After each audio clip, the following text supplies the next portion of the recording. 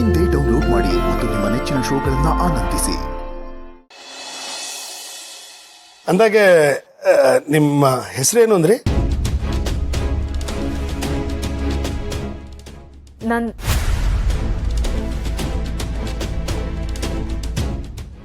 ಹೆಸರು ಜಾನಕಿ.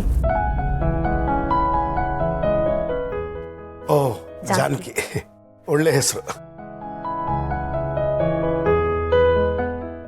ಹೌದು ಯಜಮಾನ್ರೆ, 14 ವರ್ಷ ವನವಾಸ ಮಾಡಿ ಏನೇನೋ ಕಷ್ಟಗಳನ್ನ ಎದುರಿಸಿ, ಅಗ್ನಿ ಪರೀಕ್ಷೆ ಎದುರಿಸಿ ಶ್ರೀರಾಮಚಂದ್ರನ್ ಸೇರೋದಕ್ಕೆ ಅಯೋಧ್ಯೆಗೆ ಬಂದರಲ್ಲ ಸೀತೆ, ಅವ್ರ ಇನ್ನೊಂದು ಹೆಸರೇ ಜಾನಕಿ.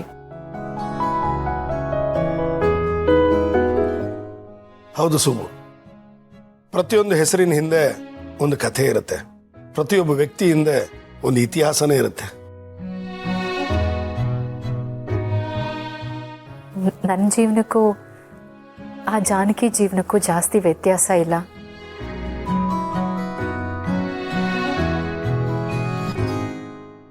ಹಾಗೆ ನೋಡಿದ್ರೆ ಒಂದು ರೀತಿಲಿ ನಾನು ವನವಾಸ ಮುಗಿಸೇ ಬಂದಿದ್ದೀನಿ.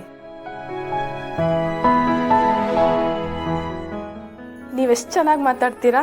ನಿಮ್ಮ ಮಾತು ಕೇಳ್ತಿದ್ರೆ ಕೇಳ್ತಾನೆ ಇರಬೇಕು ಅನ್ಸುತ್ತೆ. ಸುಬ್ಬು, ನನಗೆ ಗೊತ್ತಿಲ್ಲ, ನಾನು ಅದಕ್ಕೆ ಕಾಲಿಗೆ ಬೀಳಲೇಬೇಕು. ಸರ್ ಬೇಡ ಇರಿ ಸರ್, ಸ್ವಲ್ಪ ಯಜಮಾನ್ರು ಮಾತಾಡ್ಲಿ, ಆಮೇಲೆ ನೀವು.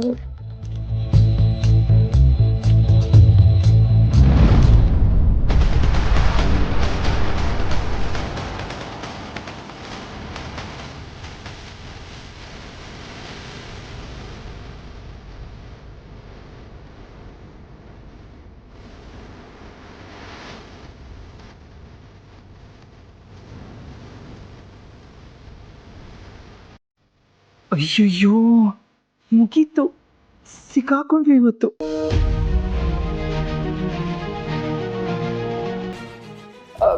ಸುರೇಶ್ ಸರ್, ಎದಳಿ ಎದಳಿ ಎದಳಿ. ಏನು ಸುರೇಶ್ ಸರ್, ಅಂತ ಕೆಲಸ ಮಾಡ್ಬಿಟ್ರಿ ನೀವು. ಇವಾಗ ಏನು ಉತ್ತರ ಕೊಡೋದು? ಲೇ ಸುರೇಂದ್ರ, ಏನೋ ಇದೆಲ್ಲ? ಸಾರಿ, ಗಾಬರಿ ಆಗ್ಬಿಟ್ರಿ ಅನ್ಸುತ್ತೆ.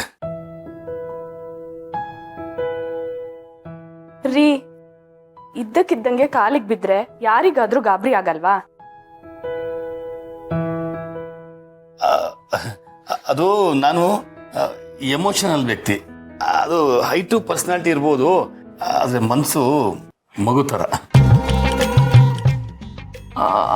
ಹೌದು ಹೌದು, ಸುರೇಶ್ ಸರ್ ಮನ್ಸು ಮಗು ಥರ, ಅದಕ್ಕೆ ಕಾಲಿಗೆ ಬಿದ್ರು ಅನ್ಸುತ್ತೆ ಅಲ್ವಾ ವಂದನಾ ಮೇಡಮ್? ಅದೇ, ನೀವ್ಯಾಕೆ ಕಾಲಿಗೆ ಬಿದ್ರಿ ಅಂತ ಕೇಳ್ತಾ ಇದ್ದೀನಿ.